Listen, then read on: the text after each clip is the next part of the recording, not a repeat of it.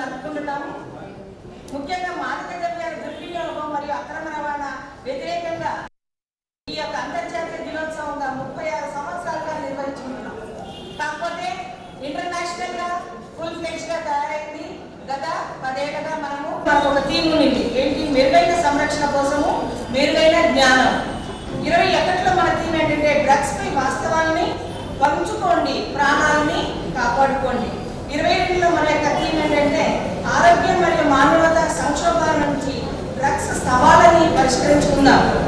23లో గత సంవత్సరం కూడా మనం చేసుకున్నాము. ఆ రోజు రాజీవ్ గాంధీ ఆడిటోరియంలో ర్యాలీ తీసుకొని ర్యాలీ ద్వారా రాజీవ్ గాంధీ ఆడిటోరియంలో మనం కలుసుకున్నాం మనందరం.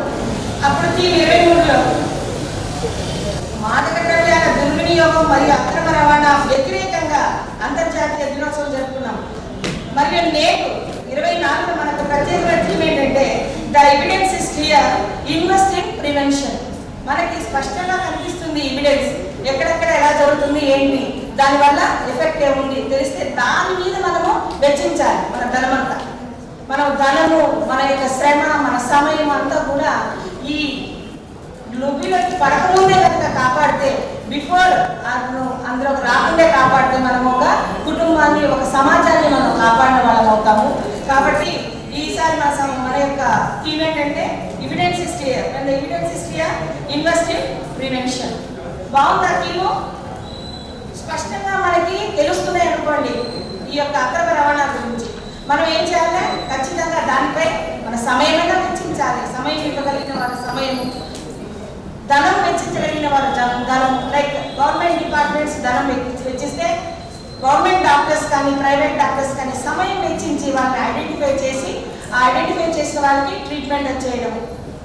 సాక్ష్యం స్పష్టంగా ఉంది. నివారణలో పెట్టుబడిని పెట్టండి. దీని యొక్క తెలుగులో ట్రాన్స్లేషన్. ప్రపంచవ్యాప్తంగా కోట్లాది మంది మాదక ద్రవ్యాల వినియోగకులు రుగ్మతులతో బాధపడుతున్నారు. మాదక ద్రవ్యాల దుర్వినియోగం యొక్క దుష్ప్రభావాల గురించి ప్రజలకు అర్థమయ్యేలాగా చెప్పడానికే మా యొక్క ఉద్దేశం. ఏ డ్రగ్ అయినా వాడకూడదని విధంగా డాక్టర్స్ కనుక మనకు తెలియపరిస్తే దాన్ని వాడకూడదు. డ్రగ్స్ 2 రకాలుగా ఉంటుంది. ఒకటి, మన యొక్క జీవన శైలిలో ఏదైనా మనకి లోపం జరిగినా ఏదైనా ఇబ్బంది కలిగినప్పుడు మనం వాడేది మందులు. సపోజ్ బీపీ, షుగర్, థైరాయిడ్ లాంటి సామాన్యమైన జబ్బులు చాలా మందికి వస్తుంటాయి. వాటికి రెగ్యులర్గా ఒక మోతాదులో వారు డ్రగ్స్ వాడతారు. కానీ అదే డ్రగ్స్ దాని అవసరాన్ని మించి మితిమీరి దానికి ఉపయోగిస్తే దాన్ని అబ్యూజ్ ఆఫ్ డ్రగ్స్ అంటారు. ఇంకా లోతులోకి వెళ్ళలేదు. డ్రగ్ యొక్క మత్తు పదార్థాలు వాడడం వల్ల జ్ఞాపక శక్తి, రోగ నిరోధక శక్తి, మనకు కావాల్సింది ఏంటి?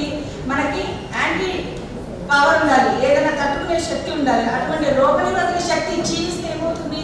ప్రతిదానికి మనము బలైపోతుంటాం. క్రమంగా ఆరోగ్యం క్షీణిస్తుంది, జ్ఞాపక శక్తి తగ్గిపోతుంది, మెల్లమెల్లగా మేధో శక్తి కూడా క్షీణిస్తుంది. హెచ్ఐవి ఎయిడ్స్ వంటి వ్యాధులకి గురవుతారు. వృత్తి వ్యాపారాల్లో రాణించలేరు. మంచి పవర్లో ఉండి మంచి పొజిషన్లో రావాల్సిన వాళ్ళు మంచి ఇన్పుట్ చూపించలేరు.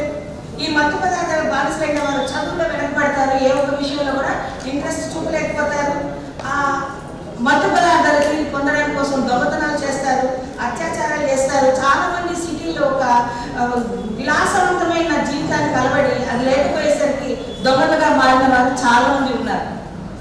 చాలా చాలా దీంట్లో అపోహలు ఉన్నాయి. అవి కూడా తర్వాత సెషన్స్లో మనకి తెలియజేస్తారు. కొందరు అపోహ ఏంటంటే ఈ మాదక ద్రవ్యాలు తీసుకోవడం వల్ల కొంత యాక్టివేట్ అవుతాము, చాలా ఎనర్జీ వస్తుంది. స్పోర్ట్స్ పర్సన్స్ కొందరు ఆ ఇంజెక్షన్స్ అవి తీసుకోవడం వల్ల మేమే ఫస్ట్ వస్తాము, రికార్డ్ బ్రేక్ చేస్తాము అనుకుంటారు. కానీ అది కేవలము అపోహ మాత్రమే. అది నయ కానిది. మద్యపానం అంతకంటే ప్రమాదమైనది. తాగుడుకు అలవాటు పడ్డ వారి కంటే కూడా ఇంకా తీవ్రమైనది. తాగుడుకు అలవాటు పడ్డ కుటుంబంలో ఏ విధంగా కుటుంబం మొత్తం నష్టపోతుంది. ఒక భర్త తాగడం వల్ల తల్లి, పిల్లలు అందరూ దాని యొక్క ఆ వ్యసనానికి లోనైన కుటుంబం మొత్తం నాశనం అవుతుంది. అలాగే దానికంటే ఇది ఇంకా తీవ్రమైనది. కనిపించలేదు, ఎవరు తాగుతున్నారో ఎవరు లేదో, ఎవరు దానికి అలవాటు పడ్డవారో అన్నది కూడా తెలియదు. మనకి మంచి సైకాట్రిక్ డాక్టర్స్ విడిగా మనకు దొరకడం చాలా కష్టము. అటువంటి డాక్టర్ గారు విశాల్ గారు వచ్చారు. మన ఎదురుగా కూడా రవితేజ గారు ఉన్నారు. దీస్ ఆర్ మన నిజామాబాద్ ఎస్ఎట్ రవితేజ అండ్ విశాల్ డాక్టర్ గారు. ఇటువంటి వారిని మనం ఉపయోగించుకోవాలి. ఎవరైనా మీకు తారసపడితే వారి సమక్షంలో తీసుకువెళ్ళి మీ బిడ్డని రక్షించుకోవాలని కోరుకుంటున్నాను. మార్గద్రవ్యాలు వినియోగించి ఒక శిక్ష కాదు, ఇది ఒక శిక్ష కాదు, కానీ దాన్ని మనం ఐడెంటిఫై చేసి ఇన్ టైంలో నయం చేసుకోవడం వల్ల మనం ఒక బిడ్డని, ఒక కుటుంబాన్ని, సమాజాన్ని కాపాడడం అవుతాం. మాదక ద్రవ్యాల వినియోగాలు దాన్ని మార్చడం వల్ల వాళ్ళ దృక్పథాన్ని మనం మార్చవచ్చు. సపోజ్ ఒకడు ఫస్ట్ క్లాస్ రావాలనుకున్నవాడు మెల్లమెల్లగా మాదక ద్రవ్యాల్లో దీని ఏముంది లేదు కాకపోతే ఇంకోటి అన్న న్యూషియల్ వేసుకు వెళ్ళిపోతారు. మందకోడిగా తయారు చేస్తుంది. శరీరం మరియు మనస్సు వాళ్ళకి సాధారణ పనితీరుని ప్రభావితం చేయలేదు. కాబట్టి స్వాగతం ఉపన్యాసంలో నాకు ఈ అవకాశం ఇచ్చిన పెద్దలందరికీ నమస్కారం.